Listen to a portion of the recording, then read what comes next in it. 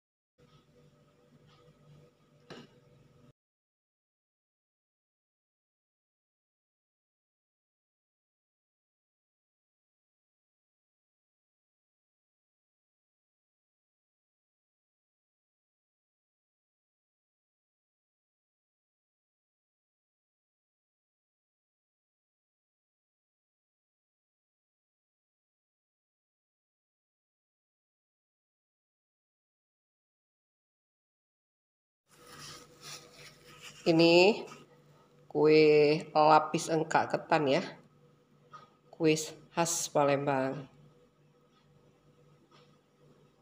yang dibuat dari tepung ketan ya.